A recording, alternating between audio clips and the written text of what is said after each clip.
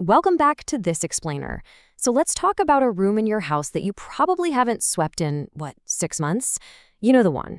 You park your car in it, you store those bulky holiday decorations in it, and honestly, it just feels like completely dead space. But what if I told you that messy garage is actually a hidden gold mine? Today, we're going to totally transform that concrete box into a high-revenue production floor. We'll be breaking down 13 specific businesses that require incredibly low startup capital to get off the ground. All right, let's dive right in. 63 million. That is a truly massive number. According to the U.S. Census Bureau, that's exactly how many garages are attached to single-family homes right here in the U.S.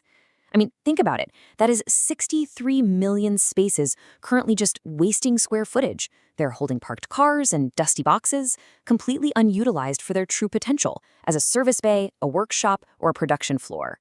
And here is exactly why that matters to us. That dead square footage, it could be generating up to 10 grand a month. And honestly, the absolute best part is that you don't need some $50,000 small business loan or a fancy high-rent storefront to pull this off.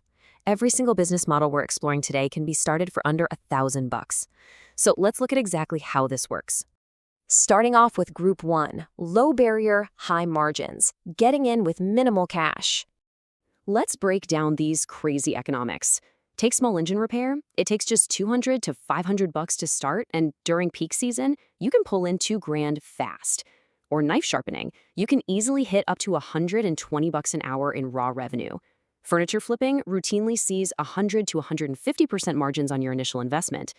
But my favorite might be headlight restoration. For literally a $50 startup cost, you could build a $6,000 a month business. Just think about that for a second. A $5 material cost for some basic sandpaper and UV clear coat can literally bill out for $100 a car. It's wild.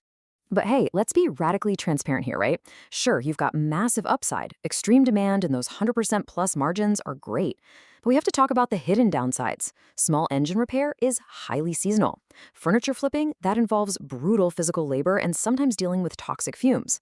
And headlight restoration carries real liability risks if you happen to damage a luxury car's assembly. But here's the secret nobody tells you.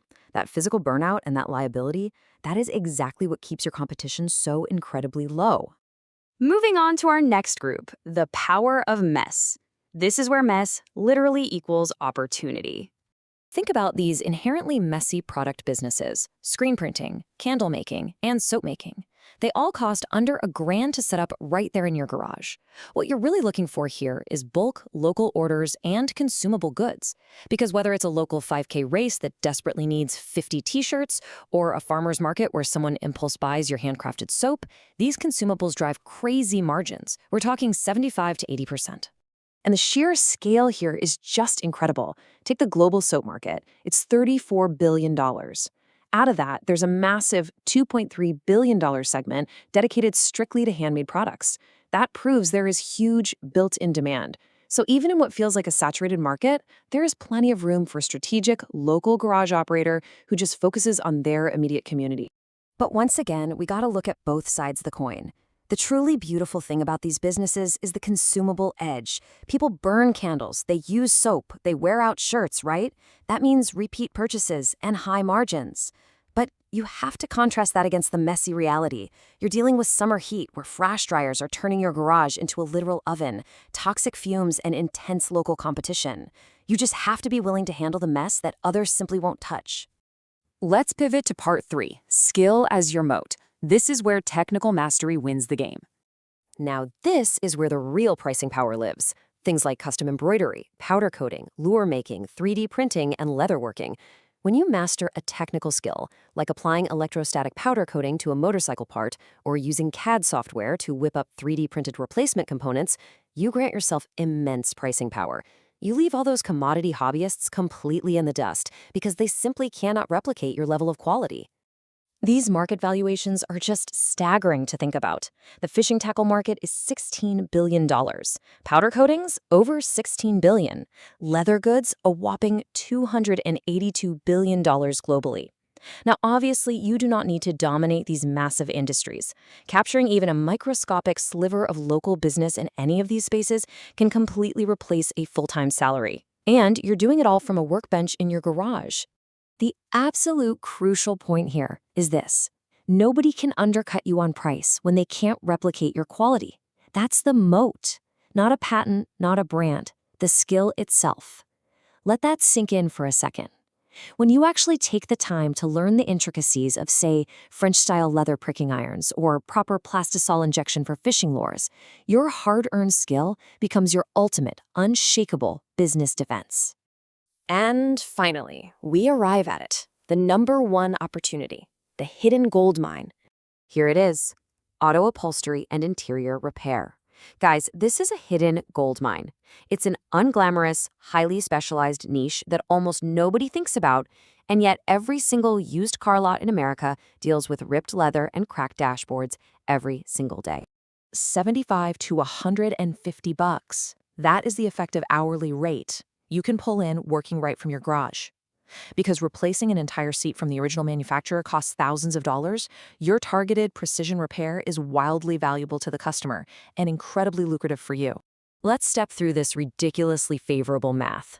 Imagine a driver's seat with a leather tear. Step 1, your materials cost about $8 and heat cure compounds and dyes. Step 2, it takes you maybe 1 to 2 hours of labor. Step 3, you charge $150 to $275. Step 4, you are walking away with an 85 to 95% gross profit margin. The unit economics are just unbelievable. But again, we have to balance this massive upside with reality. You've got this dealership goldmine, recurring, lucrative B2B contracts where used car lots are constantly sending you vehicles to recondition. But here is the serious warning. The learning curve is steep. Color matching dyes and duplicating vinyl grains takes real hands-on practice. You absolutely must practice on junkyard seats before touching a real customer's car. And honestly, you have to be so careful not to break those delicate interior trim clips because replacing those will eat right into your profits. Which brings us to our final takeaway. Action beats perfect planning. Seriously, just get started.